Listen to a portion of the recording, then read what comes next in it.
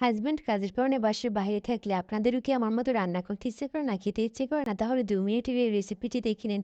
মাত্র ২ মিনিটে তৈরি করে নিতে পারবেন একটি হেলদি নাস্তা। আসসালামু আলাইকুম। আশা করছি আল্লাহর রহমতে সবাই অনেক অনেক বেশি ভালো আছেন, সুস্থ আছেন। আপনাদের সাথে আছি আমি বরিশাল থেকে তামান্না। আমার এই সহজ রেসিপিটি যদি আপনাদের ভালো লাগে তাহলে লাইক, কমেন্ট, শেয়ার করে সাথেই থাকবেন।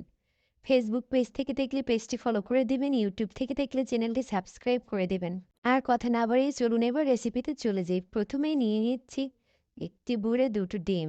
ডিম দুটো খুব ভালোভাবে ফেটিয়ে নেব। এরপর ডিমের সাথে মিশিয়ে নেব ১ টেবিল চামচ চিনি। আমি মিষ্টি কম খাই এজন্য চিনি কম দিয়েছি। আপনারা বেশি খেলে চিনি বেশি দেবেন। এরপর নিয়ে নিচ্ছি ২ টেবিল চামচ গুঁড়া দুধ।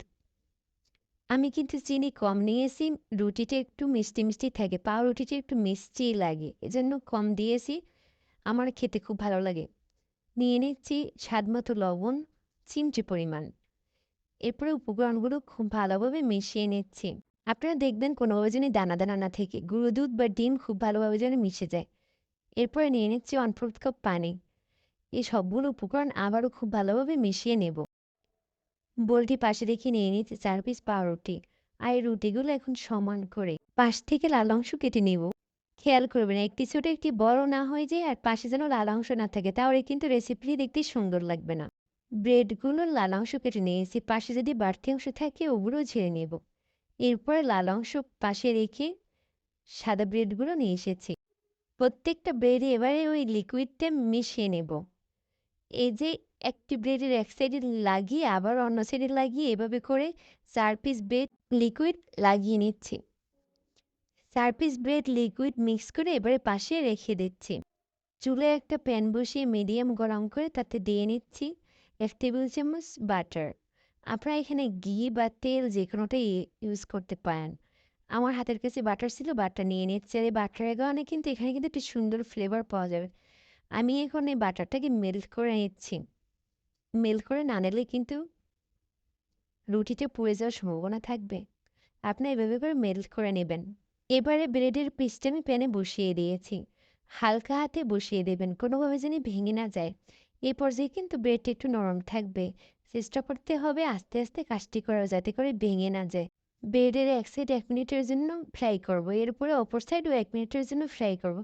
এভাবে করে ২ সাইড ফ্রাই করে মিক্স করে রাখা দুধের মিশ্রণ যেটুকু বাকি থাকবে এর উপর থেকে একটু একটু করে দিব আর ফ্রাই করব। পুরো লিকুইডটি ব্রেডের সাথে মেশানোর পরে আমি আমার সুবিধার জন্য ব্রেডটা এখন পিস করে নেব। আপনারা ইচ্ছা করলে এভাবেও সার্ভ করতে পারেন। কিন্তু এখানে তো আমিই খাবো। তাই আমার সুবিধার জন্য পিস করে নিচ্ছি আর চারো সাইড পিস করে চারো সাইড ভালোভাবে আবার ফ্রাই করব। তাহলে খেতে আমার কাছে খুব ভালো লাগে। আপনারা আপনাদের মতো করে নিতে পারেন।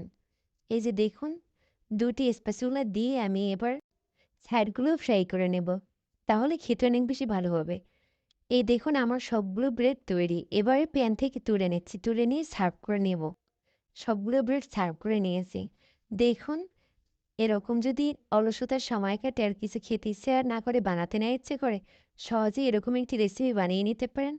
খেতে অসম্ভব মজার, মুখে দিলেই মুখের সাথে মিলিয়ে যাবে। আমার যখন অলসতা লাগে কোনো কিছু খেতে ইচ্ছে করে না তখন এরকম একটি সহজ রেসিপি বানিয়ে খেয়ে নিই, পুষ্টিকর খাবারও খাওয়া যায় আবার অনেক বেশি খেতে ভালোও লাগে।